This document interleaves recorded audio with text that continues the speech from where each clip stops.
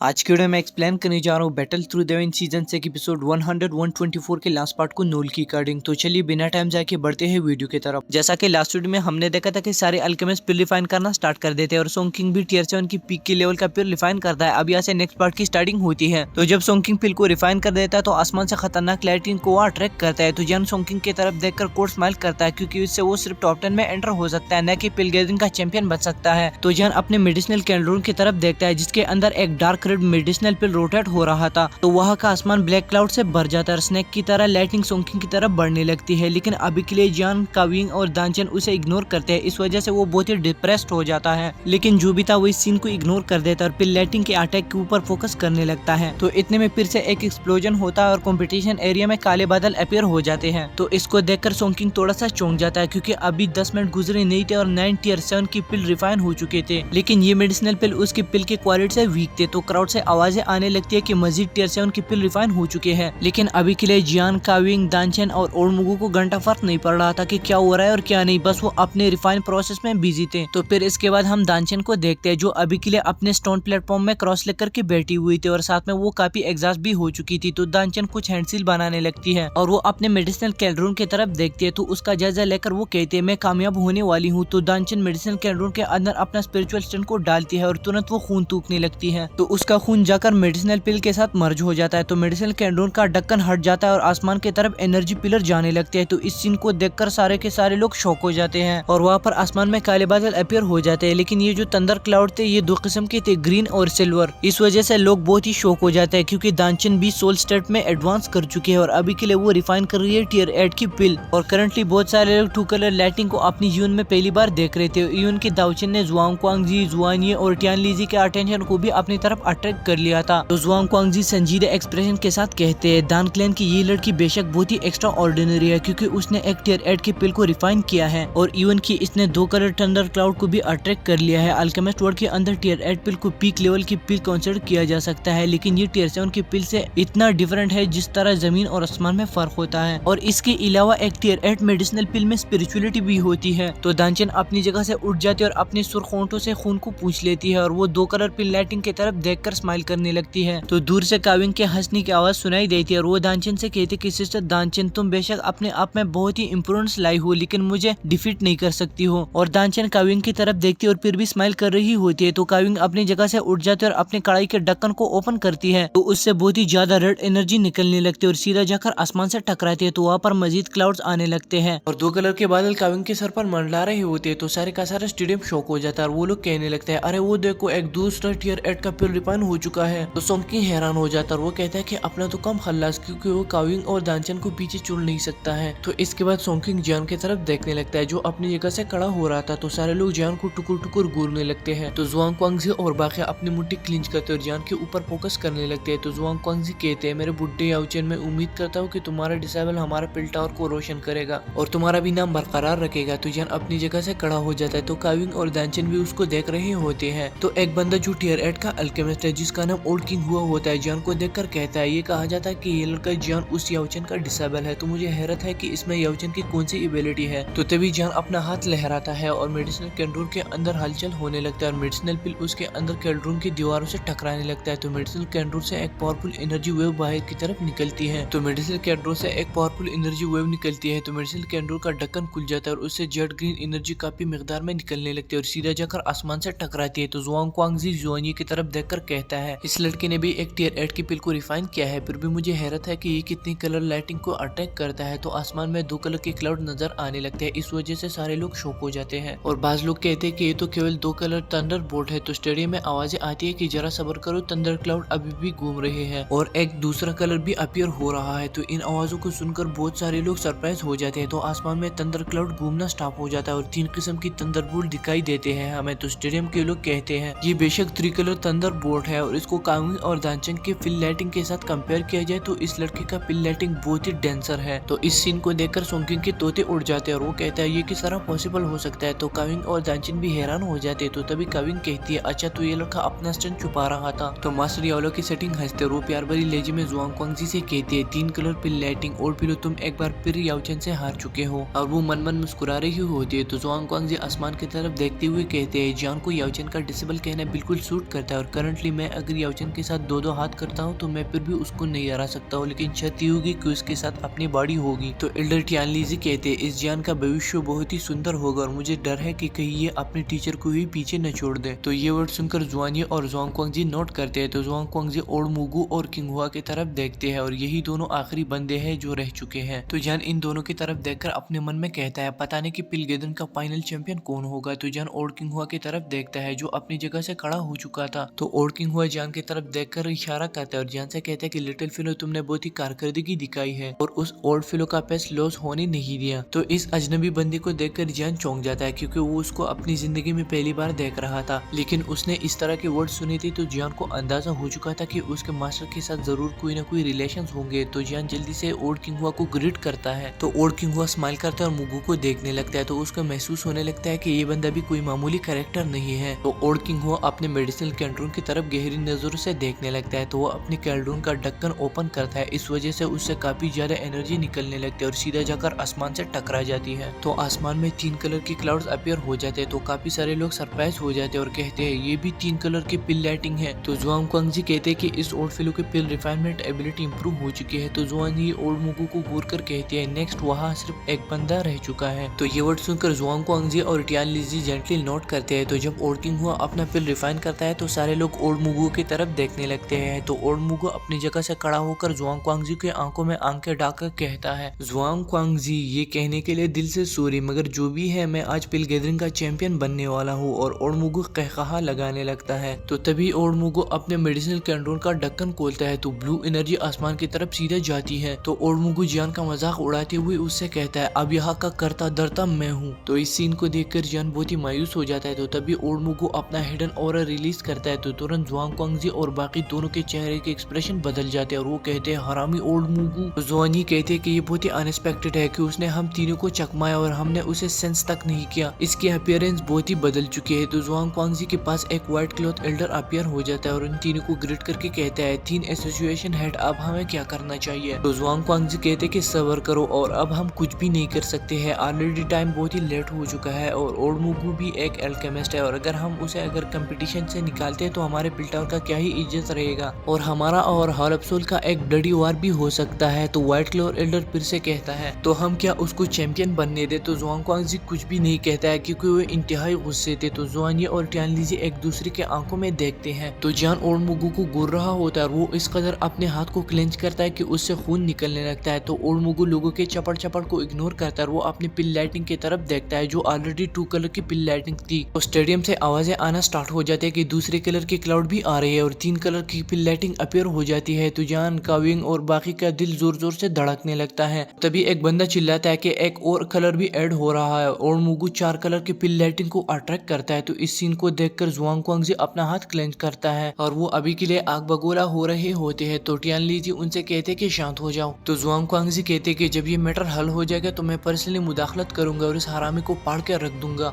और अभी के लिए जान सक्सेसफुली कंपटीशन को हार चुका है। तो गाइज एपिसोड 124 का लास्ट पार्ट यहाँ पे होता है खत्म। अगर आपको आज की वीडियो पसंद है तो प्लीज इस वीडियो को लाइक कीजिए, साथ में चैनल पर नहीं है तो सब्सक्राइब कीजिए। मैं मिलता हूँ आपसे नेक्स्ट वाली वीडियो में, तब तक आप अपना बहुत बहुत ख्याल रखिए। Thank you so much, love you all.